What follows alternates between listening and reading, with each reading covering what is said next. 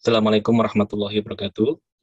Yang saya banggakan, mahasiswa Universitas Jakarta, program studi arsitektur. Perkenalkan, saya Dodi Nawan, STMT. Di Universitas Jakarta, khususnya di program studi arsitektur, saya mengambil perkuliahan struktur konstruksi bangunan 2 atau bangunan bertingkat. Jadi, untuk mahasiswa arsitektur itu harus mengetahui ya dasar-dasar dari struktur bangunan bertingkat. Nah, mata kuliah ini menjelaskan sistem struktur dan konstruksi bangunan bertingkat rendah. Jadi yang di SKP 1 dulu kita belajar tentang bangunan sederhana, ya, bangunan berlantai 1.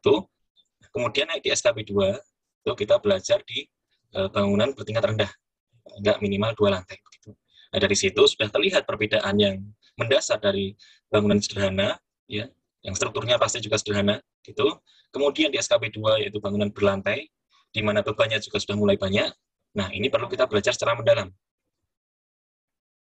Nah, pada mata kuliah SKP atau struktur konstruksi bangunan ini berkaitan dengan beberapa mata kuliah lain, misalnya di studi perancangan arsitektur, kemudian di sistem keselamatan bangunan, ini pasti ya karena di 2 lantai itu lebih kompleks lagi. Kemudian di teknologi bahan juga sangat berpengaruh, dan di utilitasnya juga pasti berbeda. Ya. Nah, output atau kemampuan akhir yang diharapkan adalah mahasiswa memahami secara teoretik mengenai konstruksi dan utilitas bangunan sederhana 2 lantai. Yang kedua adalah merancang struktur dan konstruksi serta sistem utilitasnya. Ya, jadi di mata kuliah SKP ini sebagai seorang arsitek ya, dan juga sebagai perencana, maka kita juga harus mampu ya merencanakan konstruksinya dan menggambarnya, walaupun tidak secara detail, tapi secara global kita mampu merancang.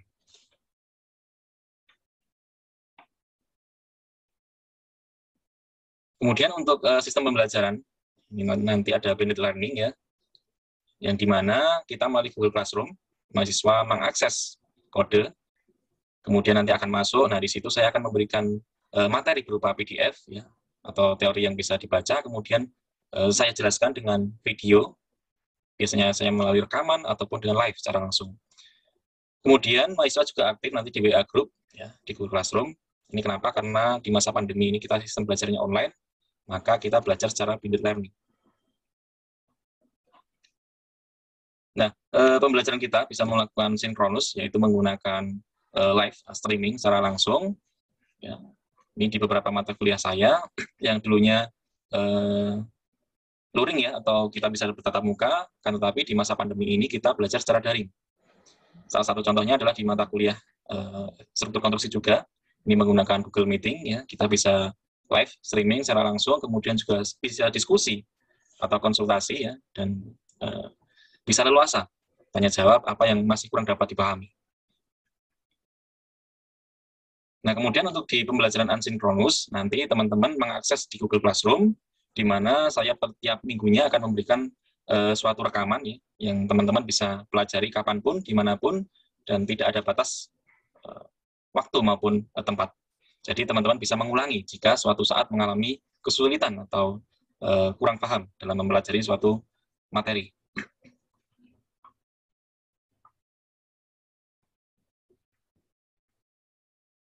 Jika nanti ada diskusi atau konsultasi, ini biasanya kita menggunakan Zoom, kemudian Google Meet. Nah, nanti saat teman-teman melakukan konsultasi yang biasanya berupa gambar, akan saya coret-coret begitu ya, akan saya berikan suatu penilaian, atau di sini akan saya tandai beberapa mungkin huruf ataupun desain yang kurang tepat begitu, supaya mahasiswa bisa saling atau kita saling mengisi dan langsung paham saat itu juga. Baik, untuk tugas nanti ya, tugas akhir itu biasanya adalah tugas besar, di mana mahasiswa SKP 2 itu harus mampu merencanakan suatu konsep struktur bangunan, dan nanti masih menggunakan sketsa, bisa pen ataupun tinta ya. Kemudian beberapa rancangannya adalah menggunakan diagram struktur atau nanti juga isometrik struktur ya. Beberapa contoh seperti ini mulai dari strukturnya ya, konsep strukturnya, kemudian pemilihan material atau bahan secara rinci, dan kemudian dibuat isometrik pemecahan struktur. Jadi tugas akhirnya nanti adalah gambar kerja lengkap, kemudian juga portofolio berupa layout sketsa. Nah, untuk penilaian nanti adalah mulai dari yang sangat kurang sekali, ya. Di sangat kurang sekali itu belum mampu mencapai nilai tahapan portofolio. Ya. Kemudian yang sangat baik sekali itu adalah gambaran yang lengkap, yaitu rancangan struktur dan utilitas sistematis, kemudian benar, ya. Ada inovasi, kemudian presentasi yang lengkap, dan tepat waktu. Ya, jadi silahkan di sini teman-teman mahasiswa supaya memperhatikan dari sisi penilaian, ya, mulai dari ketepatan waktu, kemudian kualitas gambar, kemudian juga rancangan secara logika struktur dapat dipertanggungjawabkan secara teoritik juga. Itu baik. Terima kasih. Mari kita simak, ya, perkuliahan kita di pertemuan yang pertama. Dan nanti saya akan memberikan, ya, ini gambaran RPS atau rencana pembelajaran semester yang akan kita pelajari, yaitu di SKP 2.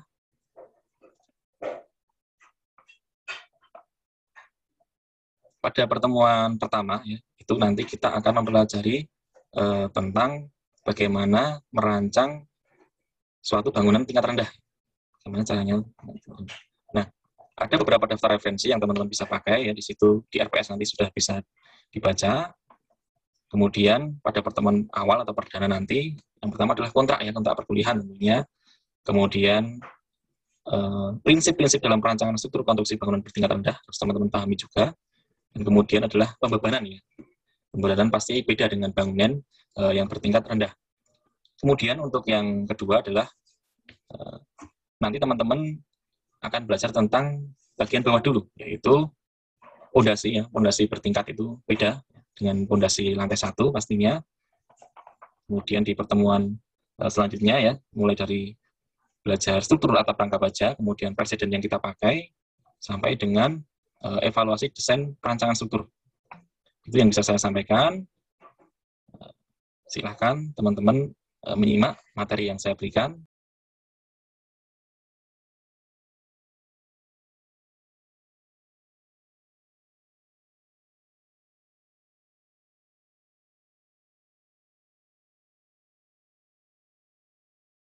Dan BIM balok, ya, diteruskan ke pondasi. Ini adalah sistem rangka. Beda dengan sistem dinding pemikul, di mana semua dindingnya ini menjadi pemikul beban di atasnya. Nah, oleh karena itu, rangka paling sesuai untuk menerima gaya titik atau terpusat yang diletakkan pada titik-titik hubungnya. Ya, jadi sistem rangka ini paling tepat, ya, untuk menyalurkan beban yang terpusat di atasnya. Sedangkan dinding sesuai untuk menerima gaya menerus di sepanjang dindingnya. Jadi untuk dinding pemikul, ini lebih tepat untuk menyalurkan beban secara bebas, ya. Wujud konstruksi dan ketentuan tersebut adalah bahwa kuda-kuda paling ideal jika dipasang langsung di atas kolom utama yang menerus ke bawah. Sedangkan untuk gunung-gunung itu paling ideal didukung oleh dinding yang juga menerus atau membentuk garis bidang di sepanjang dinding. Ini artinya dinding pemikul itu lebih tepat untuk membuat sebuah beban gunung-gunung di atasnya. Contohnya adalah dinding pemikul, misalnya kita rubah desainnya menjadi gunung-gunung di atasnya ini, ya. Nah, ini contohnya, ya. Nah, ini fungsi dinding pemikul lebih tepatnya seperti ini, menggunakan gunung-gunung. Artinya gunung-gunung ini menyalurkan beban ke bawah semuanya, secara semua, tidak terpusat seperti kuda-kuda yang saya contohkan di sini, ya.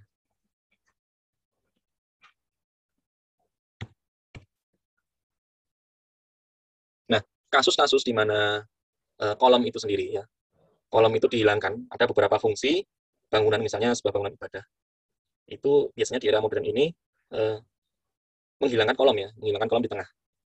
Jadi tugas kita adalah bagaimana merancang sebuah struktur yang mampu untuk menahan beban lebar, ya, menahan beban untuk meneruskan bentang yang sangat lebar itu. Nah, sebuah bangunan dapat mengkombinasikan, ya, berbagai macam struktur yang akan dipakai tergantung efektivitas pemakaiannya, tergantung efektivitas atau fungsi tadi. Peletakan elemen struktur yang tidak sesuai dapat dilakukan, ya, misalnya kuda-kuda yang diletakkan tidak tepat di atas kolom atau gunung-gunung yang diletakkan tidak di atas dinding. Dengan catatan, harus ada struktur penopang lain yang dapat menggantikan kolom untuk meneruskan beban ke kolom lainnya. Misalnya penggunaan balok pikul yang relatif lebih besar dimensinya. Pertimbangan yang harus dilakukan ketika menentukan penyimpangan ini adalah menyangkut efektivitas ruang, ya, atau efisiensi ruang.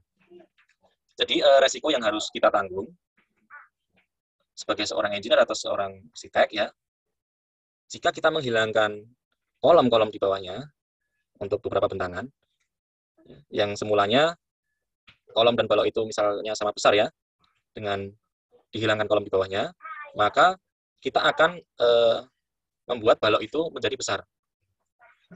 Nah, balok menjadi besar itu juga pastinya akan ada beberapa masalah ya. Biasanya estetika ini juga pengaruh. Bagaimana balok yang besar ini kita expose dan kita rubah supaya tidak mengganggu fungsi lainnya, misalnya fungsi keindahan atau dari sisi arsitektural lainnya.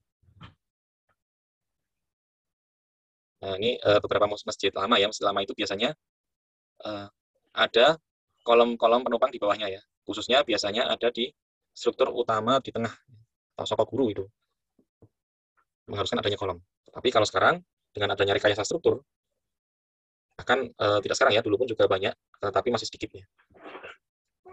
Itu bisa menghilangkan dari struktur kolom-kolom yang ada di tengah ini. Nah, kita lihat secara prinsip struktur kolom dan balok, di mana pada sebuah balok, ya, jika diberi beban kolom lagi di atasnya, tanpa ada kolom di bawah, ya, maka resikonya adalah harus memperbesar balok ya. Kemudian tulangan juga diperbanyak. Ini dari sisi struktur. Nanti akan kita bahas atau kaji lagi di materi struktur dan kolom ya, kolom dan balok ya. Nah, beda dengan sebuah struktur, ada kolom balok di mana kolom itu ditaruh di bawah. Maka balok di atasnya bisa dikurangi dimensinya. Nah, ini secara prinsip ya, bahwasanya kita bisa menghilangkan struktur utama atau struktur pengaruh yang lainnya, akan tetapi kita harus menggantikan struktur yang lain. Misalnya seperti ini, yaitu mengganti dimensinya ya, dimensinya diganti semakin besar. Nah, kemudian grid ya, grid struktur. Grid struktur ini adalah pola tertentu yang teman-teman biasanya nanti merancang sebuah bangunan bertingkat. Ini akan banyak pengaruhnya dengan pola-pola grid ya. Nah, grid struktur itu adalah pola tertentu yang digunakan untuk meletakkan titik-titik ya, titik-titik atau garis-garis sistem struktur, khususnya pada sebuah bangunan di dalam denah. Ya. Ada titik-titik ya, karena kolom-kolom ini adalah sebuah titik dan sebuah garis. Dan sebuah garis ini nanti akan menjadi sebuah dinding misalnya atau sebuah pemisah. Nah, titik-titik itu akan menunjukkan letak kolom, ya.